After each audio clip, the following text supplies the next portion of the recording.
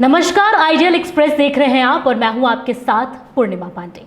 Bulletin की शुरुआत करते हैं और सबसे पहले एक बड़ी खबर राजधानी पटना से, जहां आपको बता दें कि एयर इंडिया, एक बड़ी खबर सामने निकल कर आ रही है कि एयर इंडिया की विमान संख्या 2634 यानी 2634 जिसे पटना से दिल्ली के लिए उड़ान भरना था, लेकिन अचानक आई तकनीकी खराबी के कारण उसे रद्द कर दिया गया। इसके बाद यात्री काफी परेशान हैं। कई यात्री टिकट काउंटर पर अपना टिकट रीशेड्यूल करते दिखे। तो आपको बता दें कि ये पटना से इस वक्त की सबसे बड़ी खबर जो सामने निकल कर आ रही है कि एयर इंडिया की विमान को रद्द कर दिया गया है, जिसे पटना से दिल्ली के लिए उड़ान भरना था। बताया जा रहा है कि तकनीकी कारण की वजह से इसे रद्द करना पड़ा है। तकनीकी खराबी जो है, इसकी वजह सामने निकल कर आ रही है। इसके बाद यात्री काफी परेशान नजर आए इस पूरे मामले के बाद, और कई यात्री टिकट काउंटर पर अपना टिकट रीशेड्यूल करते नजर आए हैं। तो ये राजधानी पटना से बड़ी खबर, और इसी खबर पर अधिक जानकारी के लिए हमारे साथ पटना से सीधे संवाददाता रोबिन फोन लाइन पर जुड़ गए हैं। रोबिन, राजधानी पटना से यह खबर सामने आ रही है कि किसी तकनीकी कारण की वजह से रद्द करना पड़ा है, उड़ान भरना था, दिल्ली से, पटना से दिल्ली के लिए रवाना हो रही थी। ऐसे में क्या कुछ वजह रही है और क्या कुछ स्थिति है रोबिन? जिस तरह से पटना से दिल्ली जाने के लिए एयर इंडिया फ्लाइट के द्वारा जाना था, तो उन लोगों को काफी देर तक लाइन में खड़ा रहना पड़ा। उनका टिकट कैंसिल करने की वजह से उनको कोई विकल्प नहीं दिख रही थी, और वो जानना चाह रहे थे कि आखिर कारण क्या है। 10:40 से सुबह मेरा फ्लाइट था जाने के लिए, लेकिन कुछ कारण दिख नहीं रहा था, कुछ उनका समस्या हल नहीं दिख रही थी। दूसरी ओर पटना से दिल्ली जाकर और दिल्ली से फिर अदर बाहर जाने के लिए फ्लाइट पकड़ना था, जिसको लेकर उनको कोई विकल्प ही नहीं मिल रहा था, जिसकी वजह से काफी गुस्सा और आक्रोश दिखा लोगों में।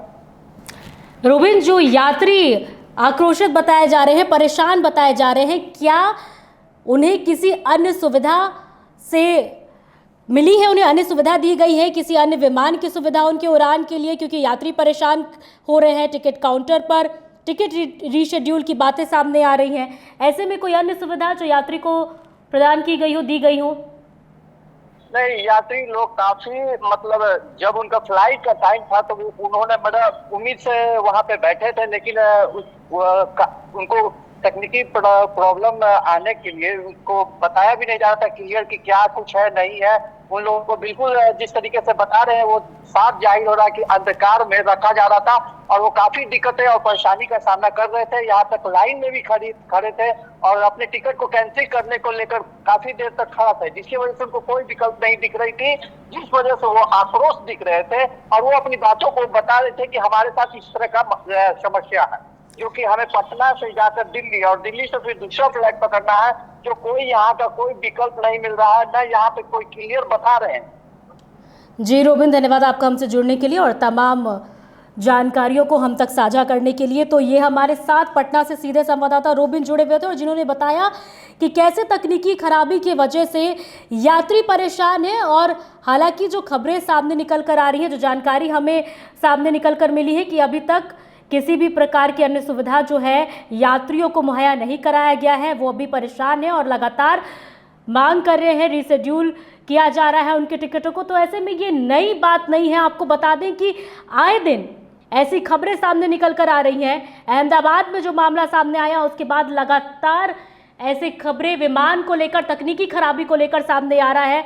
हाल के दिनों की बात करें तो दिल्ली लेह इंडिगो फ्लाइट में तकनीकी खराबी का मामला सामने आया, फिर हैदराबाद से तिरुपति का मामला सामने आया, और ऐसे में ये एक बड़ा सवाल खड़ा हो रहा है कि आखिरकार क्या वजह बन रही है कि आए दिन विमान को लेकर, तकनीकी खराबी को लेकर ये खबरें सामने आ रही हैं और लगातार यात्रियों को इससे परेशान होते देखा जा रहा है। और कहीं ना कहीं हैदराबाद में हुए मामले के बाद एक यात्रियों में भी हवाई यात्रा को लेकर खौफ बना हुआ है, और तकनीकी जो आपको समस्या जो सामने आ रही है, ऐसे में ये खौफ और भी लोगों को बढ़ रहा है हवाई यात्रा को लेकर।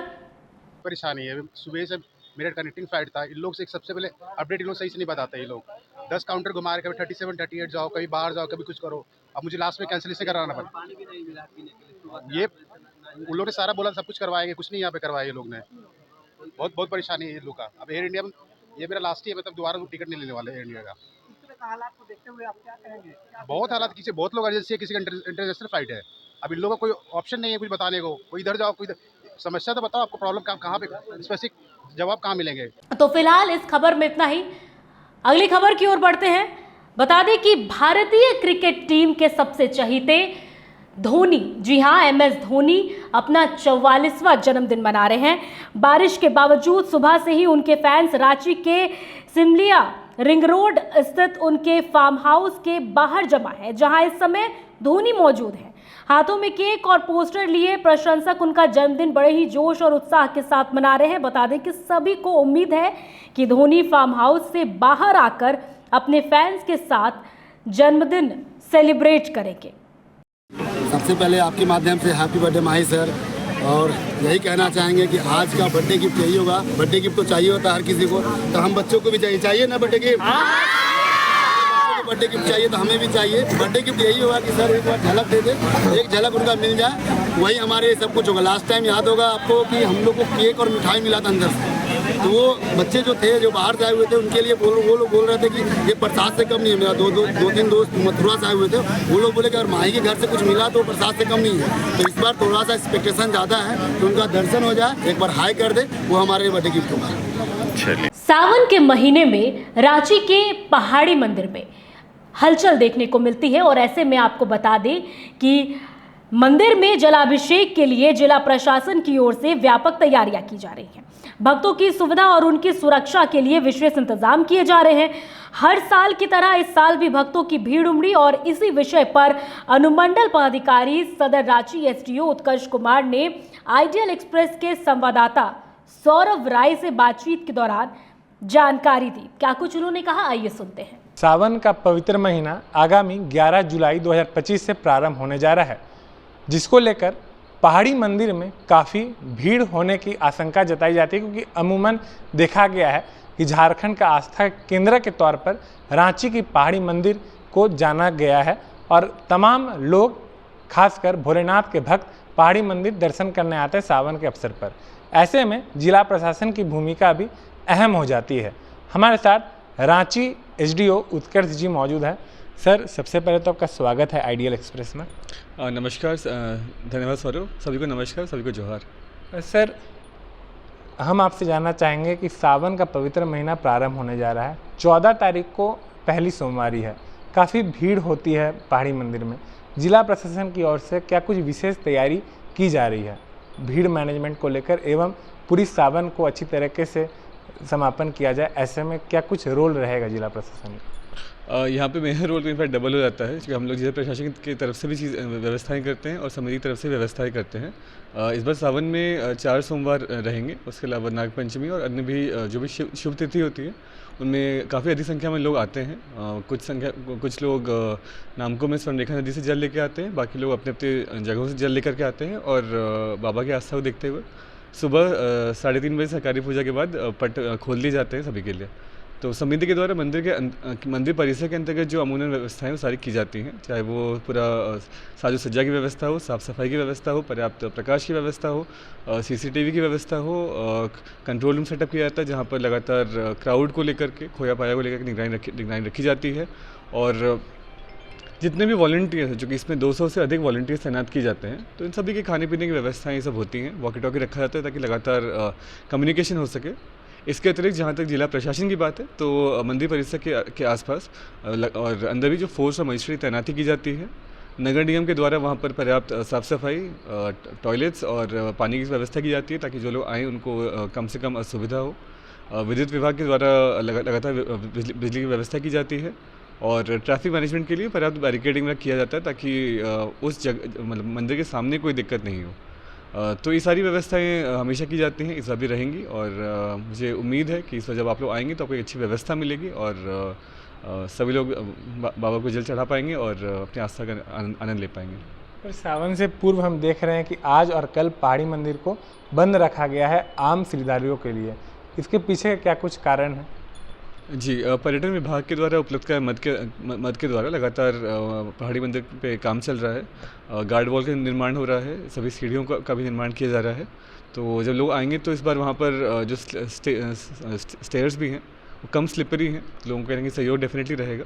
इसके अलावा पाया गया कि ऊपर जहाँ मुख्य मंदिर है उसके आसपास थोड़ा चूहों का प्रेजेंस है, जिसके कारण थोड़ा अंदर मतलब खालीपन है। तो उसको हम असेस करके यथासंभव जितनी बढ़िया व्यवस्था कर सकते हैं उसका काम किया जा रहा है। तो सेफ्टी के अंतर्गत अभी 2 दिनों के लिए मंदिर को क्लोज़ किया गया है और हम लोग प्रतिबद्ध हैं, लगातार देख रहे हैं, लगातार मॉनिटरिंग की जा रही है।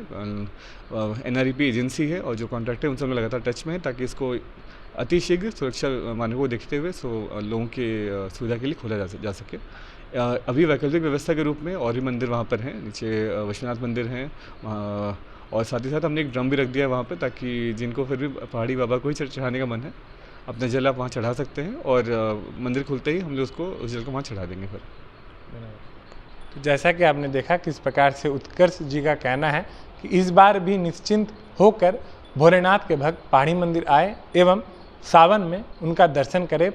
जिला प्रशासन और पहाड़ी मंदिर प्रशासन और विकास समिति की ओर से भी पुख्ता इंतजाम किए गए हैं। आइडियल एक्सप्रेस से संवाददाता सौरभ राय, रांची। अगली खबर की ओर बढ़ते हैं। देखिए, आगामी 11 जुलाई से चलने वाली श्रावण यात्रा, इसके बारे में आपको बता दें कि पावन श्रावणी मेला शुरू होने जा रहा है और ऐसे में बैद्यनाथ धाम और बासुकीनाथ धाम में जिला प्रशासन के द्वारा तैयारियां की जा रही हैं।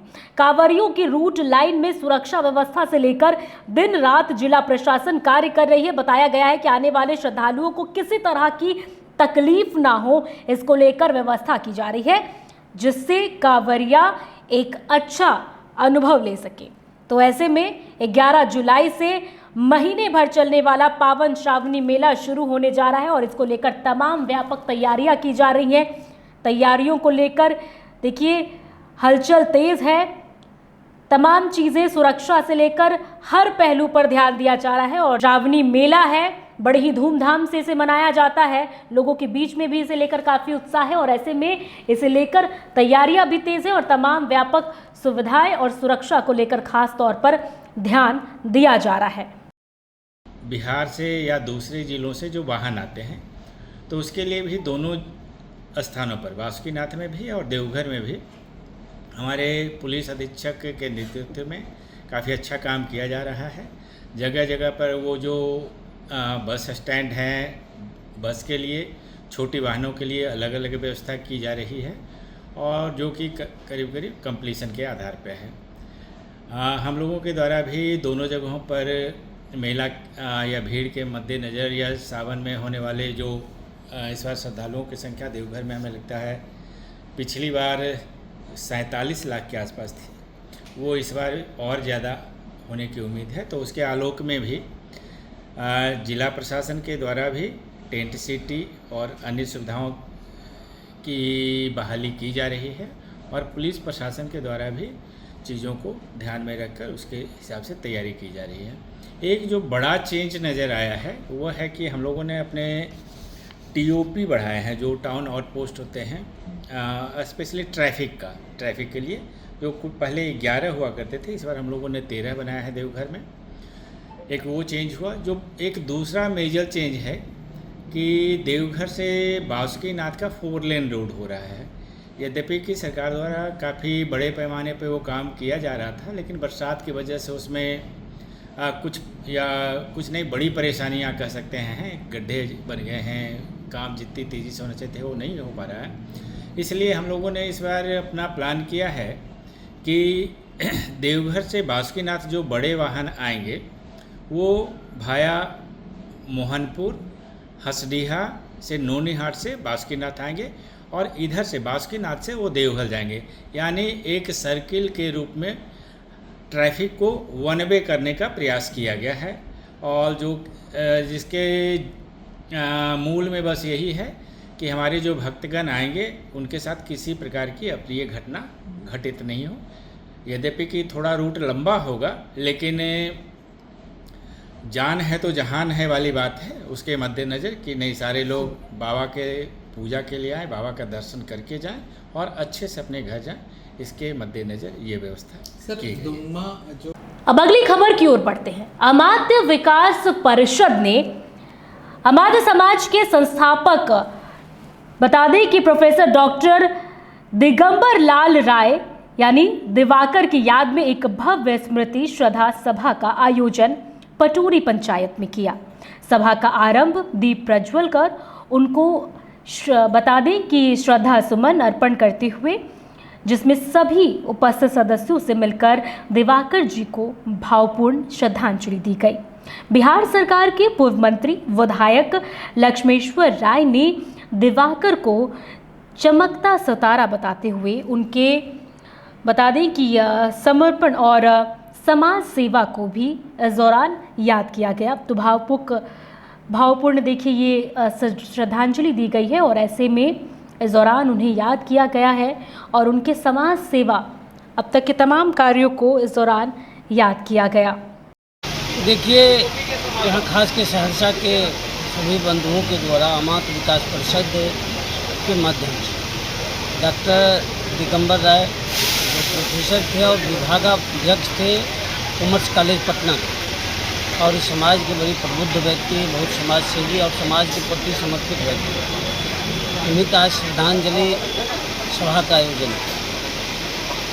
उसी परिप्रेक्ष्य में हम लोग सब मिल के कि समाज में शिक्षा की क्या महत्व है, शिक्षा की जागृति, सामाजिक रूप से राजनीतिक रूप से कैसे चेतनशील बने, और इस कड़ी को जो शिक्षा का जो कड़ी है, जो समाज की जो सर्वांगीण विकास का जो बुनियाद है, उसकी कड़ी को हम लोग आगे बढ़ाने के लिए सामाजिक स्तर पर अपील भी करेंगे और चाहेंगे कि आने वाला समय में अधिक से अधिक सामाजिक रूप से चेतनशील हो, शिक्षित हो, जो सामाजिक सौहार्दता के साथ भी अपनी भूमिका समाज में, राज्य में, जिला में अपनी दे सकें। अगली खबर की ओर बढ़ते हैं और खबर बिहार से। देखिए, बिहार के मुजफ्फरपुर स्थित सूत पट्टी में वनवासी कल्याण आश्रम द्वारा आयोजित 2 दिवसीय आरोग्य रक्षक प्रशिक्षण वर्ग का समापन समारोह संपन्न हुआ। इस प्रशिक्षण में राज्य भर से चुने गए 200 आरोग्य रक्षकों को आयुर्वेद एवं बता दें कि परंपरागत चिकित्सा विधियों का प्रशिक्षण दिया गया। वहीं साथ ही आपको बता दें कि डॉक्टर पंकज कुमार ने कहा कि यह पहल जनजातीय क्षेत्रों में स्वास्थ्य सेवाओं को मील का पत्थर साबित होगा। और वहीं डॉक्टर प्रशांत ने आरोग्य रक्षकों की भूमिका को प्राथमिक चिकित्सा और स्वास्थ्य जागरूकता के क्षेत्र में अत्यंत आवश्यक बताया है। वहीं अखिल भारतीय चिकित्सा सह प्रमुख विनोद तावरे ने इसे सामाजिक समरसता की दिशा में एक सार्थक प्रयास बताया है। इस अवसर पर कई गणमान्य अतिथि और पदाधिकारी उपस्थित रहे हैं और कार्यक्रम को सफल बनाने में सहयोग दिया है। अगली खबर की ओर बढ़ते हैं और खबर है छपरा से। देखिए, बीते दिन मुहर्रम मनाया गया और ऐसे में आपको बता दें कि छपरा शहर के शिया मोहल्ला दहियावा में छोटे इमाम बाड़ा में मुहर्रम का जुलूस नमाखों और अकीदत के साथ निकाला गया। वहीं बता दें कि मुस्लिम समुदाय के लोग 10 मुहर्रम को भूखे रहकर हजरत इमाम हुसैन की शहादत की याद को ताज़ा करते हैं। जुलूस में जगह जगह पर मदारों के साथ पानी और शरबत की व्यवस्था की गई थी। साथ ही सारण के जिला अधिकारी अमन समीर और senior SSP doctor Kumar Ashish के द्वारा कंट्रोल रूम से शहर के स्थिति की देखिए मॉनिटरिंग की जा रही है और ऐसे में तमाम चीज़ों का खास ध्यान रखते हुए मुहर्रम के इस खास मौके पर ये जुलूस निकाला गया है। तो छपरा से ये खबर रही जहां पर आपने देखा कि किस प्रकार तमाम चीज़ों को खास तौर पर ध्यान रखते हुए इस जुलूस का आयोजन किया गया और नम आंखों के साथ ये जुलूस निकाला गया। तो फिलहाल आप अभी के इस बुलेटिन में इतना ही। ऐसे ही तमाम खबरों के लिए देखते रहिए आइडियल एक्सप्रेस।